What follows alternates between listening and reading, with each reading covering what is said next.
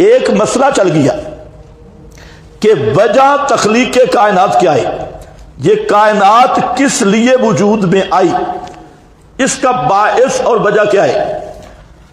تو حضرت شاہ عبد العزیز محدث دہلوی سے حضرت شیخ القرآن رحمۃ اللہ علیہ نے جواہر میں بھی نقل کیا، دورے میں بھی فرماتے ہیں، اور وہ تحفہ میرے پاس موجود بھی ہے، تحفہ اثنا عشری۔ تو فرماتے ہیں کہ یہودیوں کا ذہن تھا کہ اگر حضرت عزیر نہ ہوتے کائنات نہ بنتی۔ عیسائیوں نے کہا کہ کائنات حضرت عیسیٰ کے لیے بنی، لولا عیسیٰ لما خلقت الافلاک، اگر حضرت عیسیٰ نہ ہوتے کائنات نہ بنتی۔ اور پھر ان سے آگے روافض آئے جو یہود کا ماڈرن ایڈیشن ہے، تو انہوں نے کہہ دیا کہ اگر 5 تن پاک نہ ہوتے تو کائنات نہ بنتی، یہ کائنات 5 تن پاک کے لیے بنی ہے۔ اور پھر ان کا اگلا ایڈیشن آیا تو انہوں نے کہا کہ اگر پیغمبر کریم نہ ہوتے تو یہ کائنات نہ بنتی، یہ کائنات نبی پاک صلی اللہ علیہ وسلم کی وجہ سے تخلیق کی گئی۔ اب اس پر دلیل کیا ہے؟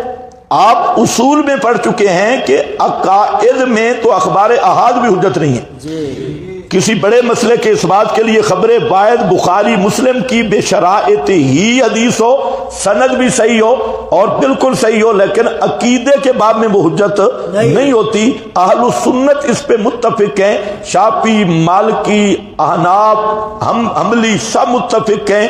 از الا من شذا، بعض جو غیر مقلدین ہیں جن کا مذہب کوئی بھی نہیں، نہ کوئی مذہب کا اصول ہے، انہوں نے اس کی مخالفت کی ہے، ورنہ امت کی اکثریت اہل السنت والجماعت اس پہ متفق ہے کہ عقیدے کے اس بات کے لیے قطعی دلیل درکار ہوتی ہے، وہاں ظن کوئی چیز مفید عقیدہ نہیں ہے۔ اور یہ مسئلہ خود قرآن پاک کے اندر موجود ہے، اقوال بعد میں ہے، پہلے قرآن ہے ان الظن لا یغنی من الحق شیئا۔ تو یہ اس آیت کا معنی دیکھ لیں، مفسرین نے، اور آپ کے حاشیے پہ میں نے حوالے لکھ دیے ہیں، مفسرین نے 2 معنی کیے ہیں۔ ایک یہ کہ ان الظن لا یغنی من الحق، اس حق سے مراد عقیدہ ہے، اور مطلب یہ ہے کہ ظنی دلیل اس بات عقیدہ میں کام نہیں آتی، ظنی دلیل اس بات عقیدہ میں کام نہیں آتی۔ اور دوسرا یہ اس آیت کا معنی ہے کہ ان الظن لا یغنی من الحق، یہ من مقابلے کہے کہ ظنی دلیل قطعی کے مقابل نہیں بن سکتی، ظنی دلیل قطعی کے معارض نہیں بن سکتی۔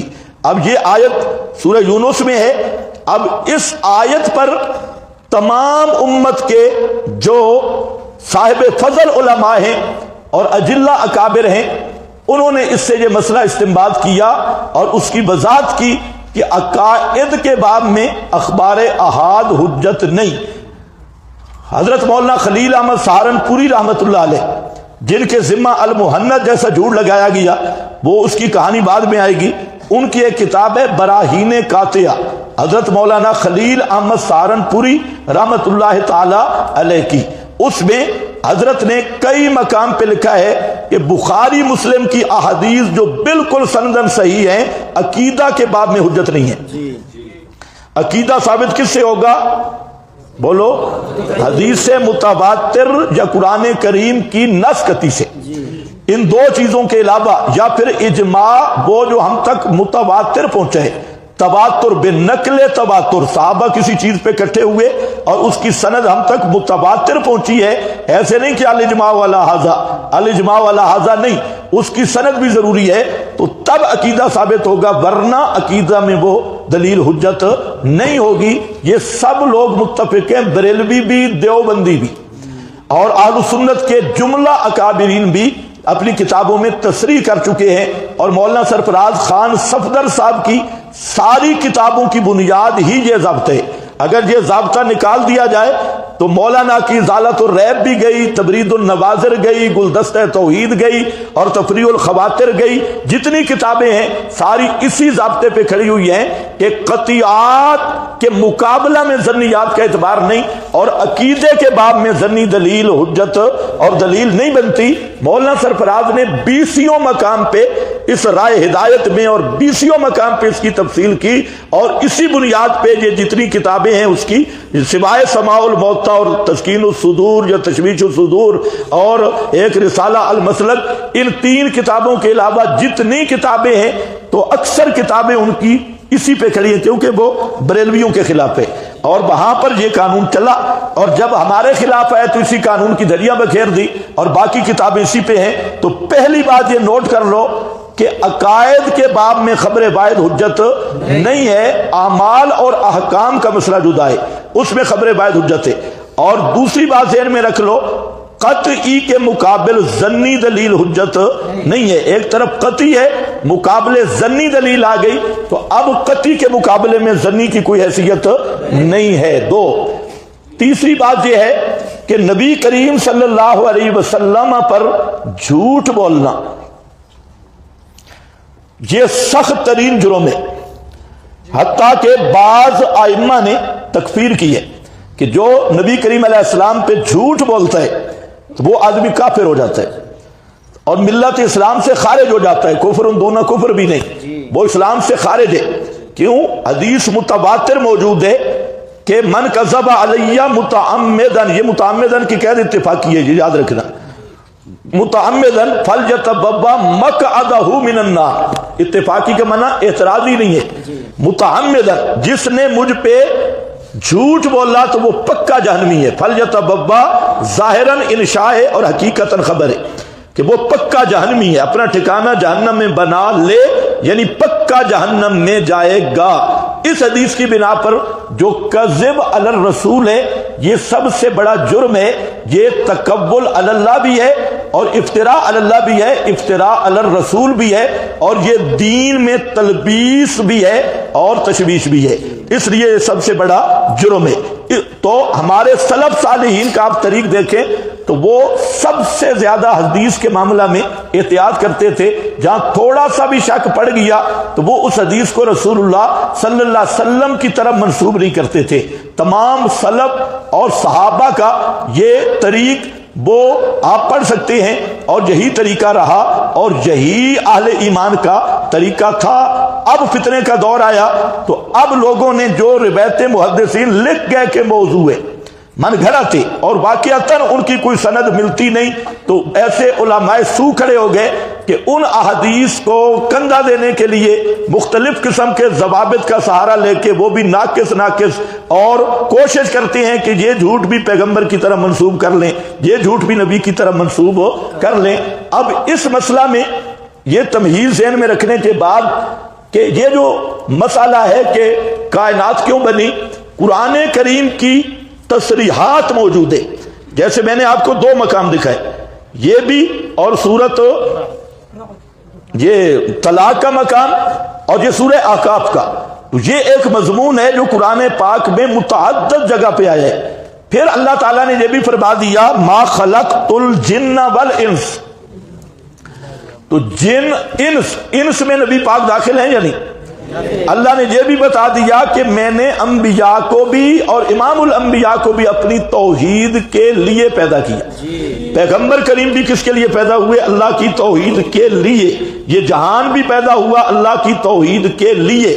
تو مقصود کائنات اور باعث کائنات یہ کیا ہے؟ مسئلہ توحید ہے، لا الہ الا اللہ۔ اور یہی وجہ ہے اگر کوئی شخصیت مقصود ہوتی تو پھر شخصیت کی وفات کے بعد جہان ختم ہو جانا چاہیے تھا، لیکن مسلم شریف میں حدیث ہے، فرمایا لا تقوم الساعۃ حتی لا یقال فی الارض اللہ اللہ، اس وقت تک قیامت قائم نہیں ہو سکتی جب تک زمین میں ایک بھی اللہ اللہ یعنی لا الہ الا اللہ کہنے والا موجود ہے۔ تو یہ حدیث بھی اس بات کی دلیل ہے مسلم کی کہ ایک بھی لا الہ الا اللہ والا جب تک موجود ہے قیامت قائم نہیں ہو سکتی۔ تو اس کائنات کی روح اور وجہ تخلیق کائنات وہ کہ اللہ کی توحید ہے۔ انبیاء بھی آئے تو کس کے لیے آئے؟ اللہ کی توحید کے لیے۔ امام الانبیاء کو بھی عظمتیں، شانیں، مقامات ملے تو کس وجہ سے؟ اللہ کی توحید کی وجہ سے۔ آپ کو بھی پیدا کیا گیا اللہ کی توحید کی وجہ سے۔ اس پر یہ آیت شاہد عدل ہے اور بالکل صریح ہے، ما خلقت الجن والانس الا لیعبدون الا لیوحدون، اللہ ابن عباس کا معنی ہے الا لیوحدون، اللہ کی توحید کے لیے۔ اب جو حضرات کہتے ہیں کہ یہ کائنات 5 تن پاک کے لیے بنی ہے، روافض دلیل کچھ بھی نہیں، سوائے چند کذابین کے، جھوٹے راویوں کے، انہوں نے بھی روایتیں رکھی ہوئی ہے لیکن بالکل موضوع اور من گھڑت۔ اگر وہ روایت صحیح بھی ہوتی تو یہ جو میں ضابطہ پیش کر رہا ہوں یہ صرف اہل سنت کا نہیں ہے، اس ضابطے کی حد تک اہل تشیع کا بھی یہی ضابطہ ہے جو میں نے آپ کو بیان کیجیے۔ شیعہ مذہب کا اصول بھی جو انہوں نے کتابوں میں لکھا یہی ہے کہ کسی خبر واحد سے عقیدہ ثابت نہیں ہوگا، خبر واحد کوئی بھی ہو تو وہ نص قطعی کے مقابل حجت نہیں ہوگی۔ تو یہ مشترکہ اصول ہیں اہل سنت کے بھی اور اہل تشیع کے بھی، اس میں کوئی اختلاف نہیں ہے۔ اب مسئلہ یہ ہے کہ جو حضرات یہ روایت لے کے پھر رہے ہیں اور ممبروں پہ اتنا اس کو پھیلا دیا لولاک لما خلقت الافلاک، تو آپ انصاف کی نظروں سے دیکھیں کہ اس روایت کی حیثیت کیا ہے۔ اگر خبر واحد بھی ہوتی تو اس مقام پہ حجت نہیں تھی، لیکن اس حدیث کو تمام حضرات نے جو لفظ لکھے ہیں موضوعن، یہ حدیث کیا ہے؟ بولو کیا ہے؟ موضوعن، یہ حدیث من گھڑت ہے اور ضعیف نہیں، ضعیف نہیں، موضوع۔ پھر ان لوگوں کو شرم نہیں آتی کہ موضوع روایت پہ جب کہتے ہیں قال رسول اللہ، حالانکہ علماء نے لکھا ہے کہ موضوع روایت وضع بیان کرنے کی نیت اور اظہار کے علاوہ بیان کرنا ہی حرام ہے۔ موضوع روایت اگر بیان کرو تو بتانے کے لیے کرو کہ یہ موضوع ہے، اور قال رسول اللہ کہہ کے موضوع روایت کو پھیلانا اور پھر اس پہ ضد کرنا اور پھر اس کی تعبیلیں کرنا تو یہ صریح کفر بن جاتا ہے اور پیغمبر کا مقابلہ بن جاتا ہے۔ اور من کذب علی متعمدا کی صراحتاً مخالفت ہوتی ہے۔ لوگ سمجھتے ہیں کہ ہم محبت کر رہے ہیں، وہ محبت کی بجائے دشمنی رسول کے مرتکب ہوتی ہے۔ تو اس لیے اب بعض حضرات نے کہہ دیا، ملا علی قاری اور اس طرح کے جو بزرگ تھے انہوں نے کہا کہ اس کے لفظ اور اس کی سند موضوع ہے لیکن معنی ہو صحیح، اس کا معنی صحیح ہے۔ اب بعض حضرات نے لکھ دیا، ہمارا سوال ہے کہ کون سا معنی صحیح ہے؟ یا ضابطہ بھی ذہن میں رکھ لو کہ سند موضوع ہے، معنی صحیح ہے، ٹھیک ہے، مسئلہ تو پھر نکل آیا اب سند اور متن دونوں کی صحت ضروری ہے۔ تو جب موضوع ہے معنی کیسے صحیح ہے بھائی؟ معنی و صحیح، اس ضابطے کا مطلب ہے کہ یہ سند صحیح نہیں ہے لیکن دوسری سند سے یہ مضمون ثابت ہے۔ معنی و صحیح کریے، معنی یہ سند صحیح نہیں، جس طرح کہ من کان لہو امام فقراۃ الامام لہو قراء، اس حدیث کی 20 کے قریب اسانید ہے اور 19 ضعیف ہے، ایک سند صحیح ہے۔ تو جب ایک صحیح ہے تو ہم کہہ سکتے ہیں کہ یہ سند ضعیف ہے لیکن معنی صحیح ہے جو دوسرے طرق ہے، کیونکہ اس کا معنی دوسری طریق سے ثابت ہے، یہ تو ٹھیک ہے۔ لیکن سوال ہے کہ معنی و صحیح ان کی بیس اور بنیاد کیا ہے؟ کون سی دلیل ہے کہ معنی و صحیح ہو؟ میری بات آپ سمجھ رہے ہیں؟ یہ بات زیادہ تر علماء کو میں کہہ رہا ہوں کہ معنی و صحیح کا مطلب ہوتا ہے کہ یہ سند تو صحیح نہیں ہے لیکن یہی مضمون کسی دوسری صحیح دلیل سے ثابت ہے، یہ ہوتا ہے معنی و صحیح۔ تو ہمارا مطالبہ ہے کہ یہ مضمون کس دوسری صحیح سند سے ثابت ہے؟ بولاؤ کون سی صحیح سند ہے؟ کوئی بھی صحیح سند نہیں۔ ایک مولوی صاحب نے اس کا جواب دیا، وہ کہتا ہے صحیح سند ہے مستدرک حاکم میں جو تبسل آدم والی روایت ہے کہ آدم نے وسیلہ پکڑا تھا نبی پاک صلی اللہ علیہ وسلم کا جب توبہ قبول نہیں ہو رہی تھی، تو یہ فضائل اعمال شریف میں بھی لکھا ہے کہ وہاں حضرت آدم نے کہا کہ یہ جو آپ کے 7 نام ہے اس کے توسل سے مانتا ہوں، تو کہتے ہیں امام حاکم نے اس کو صحیح کہا، اس لیے ملا علی قاری کہتا ہے، اور اسی میں آ رہا ہے جب آدم نے پوچھا کہ یہ کس کا نام لکھا ہے تو اللہ نے فرمایا کہ اگر میں اس کو پیدا نہ کرتا تو ما خلقتو کا، میں تجھے بھی پیدا نہ کرتا۔ تو وہ کہتے ہیں کہ یہ ہے معنی ہو صحیح، یہ معنی ہو صحیح۔ تو اس حدیث سے، حالانکہ یہ بھی یاد رکھو نرا فراڈ ہے، نرا دھوکہ دہی اور لوگ مخلوق خدا کو اندھا کرنا ہے، وہاں مستدرک حاکم میں جہاں یہ حدیث موجود ہے اس پر تلخیص ہے امام زابی کی امام ذابی کی تلخیص نیچے لکھا ہوا ہے موضوع کہ یہ رسول اللہ پہ جھوٹ ہے. اب امام حاکم کی پھر شان بیان کرنا شروع کر دیتے ہیں. حاکم وہ ہوتا ہے جو تمام احادیث کی اسانید متون اسے یعنی بعض کا قول اس کے بارے میں لکھا ہے کہ امام فی الحدیث رافضی خبیث. امام فی الحدیث رافضی خبیث. یہ امام ذابی کی میزان الاعتدال پڑھ رہا ہوں. اور علماء کا اس پر فیصلہ ہے کہ مستدرک حاکم میں موضوع امام الجرح والتعدیل ہے. اور مولانا سرفراز خان نے لکھا ہے امام ذابی کے بارے میں کہ امام کسی حدیث کے بارے میں امام ذابی کا وام قرار دینا تو یہ مبارک پوری صاحب وغیرہ کو کہہ رہے ہیں کہ یہ بالکل بے وقوفی ہے اور بالکل غلط ہے. امام ذابی جیسا محدث اور جو اسماء الرجال میں پورا ملکہ رکھتا ہے پرکھ کا تو اس کا وام قرار دینا یہ بڑی سینہ زوری زیادتی ہے. اور پھر الانبیاء آیاؤن فی قبورہم کو جب امام ذابی نے منکر کہا تو مولانا سرفراز نے سرخی قائم کی امام ذابی کا وام. فاتحہ خلف الامام میں مولانا سرفراز نے رگڑا لگایا ہے کہ امام ذابی جیسا محدث اس کو واہم کا نام کون سنتا ہے مبارک پوری کی فلانے کی غیر مقلدوں کو. اور جہاں الانبیاء احیاء ان پہ امام ذابی نے فیصلہ دے دیا منکر ان تو اب کہتے ہیں موٹی سرخی امام ذابی کا وہم. امام ذابی کا وہم تو امام ذابی فرزادہ اس لیے تمام حضرات نے لکھا ہے اجمعوا علی ذوفی. اس کے ذوف پر تمام محدثین متفق ہیں. تو معنی وہ صحیح ثابت کرنے کے لیے ایک اور موضوع روایت لے آئے کہ اس کا معنی صحیح ہے تو موضوع روایت لے آئے. اس لیے ہم کہتے ہیں کہ آؤ ہم تمہیں معنی صحیح کر کے دیتے ہیں اس کو مانو. معنی جو آپ کر رہے ہیں یہ صریح نصوص کے خلاف ہے اور روایت موضوع ہے. معنی نصوص کے خلاف ہے تو پھر کم از کم شرم کرو. کیا تم نے لوگوں کے سامنے جھوٹ موٹ اور چالو بڈیے چال کے نعرے لگائے ہوئے ہیں اور کوئی چیز اور تمہارے پاس ہے نہیں؟ چالو بڈیے چال کے نعرے سمجھتے ہو کہ نہیں؟ ہاں یہ سارے وہی نعرے اور کوئی چیز بھی نہیں. تو اس لیے اس کا تعبیر کرنے کی ویسے ضرورت نہیں. اور اگر کسی کو موضوعات کا شوق بھی ہونا تو وہ من کذب علیہ متعمدن کا تو خود ذمہ دار ہوگا. ہم قرآن مقدس پہ ہار ہونے والے حملے کا دفاع کرنا ہماری ذمہ داری ہے.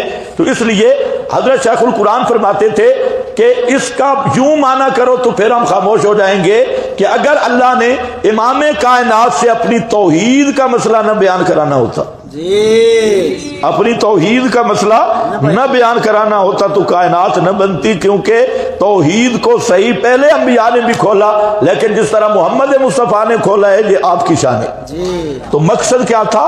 توحید. اس لیے ہم وہ کہتے ہیں کتاب فطرت کے سر برق پہ جو نام احمد رقم نہ ہوتا یہ نقش ہستی ابھر نہ سکتا وجود لوح قلم نہ ہوتا. ہم کہتے ہیں کذابہ جھوٹ بولے. کتاب فطرت کے سر برق پہ پیغام احمد رقم نہ ہوتا پیغام احمد رقم نہ ہوتا یہ وجود ہستی ابھر نہ سکتا وجود لوح قلم نہ ہوتا. تو بہرحال یہ حدیث یہ روایت بالکل موضوع روایت ہے. اس کی کوئی حیثیت نہیں. ملا علی قاری کا کہنا مانا ہو صحیح تو اس پر صحیح سند سے حدیث لائیں لیکن کوئی صحیح سند سے حدیث موجود نہیں تو پھر مانا ہو صحیح کا کیا مانا؟ اور پھر جو اس حدیث کا مفاد ہے یہ کئی آیات کے خلاف ہے. اور جب آیت کے خلاف خبر باید سند صحیح والی بھی ہو تو وہ واجب الرد ہوتی ہے یا واجب التعویل یا واجب الرد. تو اس کا بھی مقام نہیں ہوتا قرآن کے مقابلے میں. چیز ہے کہ ایک موضوع سند کی روایت کو لائیں. اس پر حضرت نیلوی شاہ صاحب رحمۃ اللہ علیہ نے بھی ایک رسالہ لکھا. جواہر القرآن میں بھی یہ موجود ہے. اور اللجنہ جو عرب کے علماء حنابلہ ان کی کتاب اللجنہ اس میں بھی اس پر انہوں نے لمبی بحث کی ہے. لولاک لما خلقت الافلاک. خلاصہ یہ کہ کائنات کا مقصود اور باعث کائنات وہ مسئلہ ہے لا الہ الا اللہ. اس سے مقصود کوئی شخصیت نہیں ہے. یہ مسئلہ ہو گیا. ابھی جس کو کوئی اشکال ہو وہ لکھ کر بھیجے. اب دیکھیں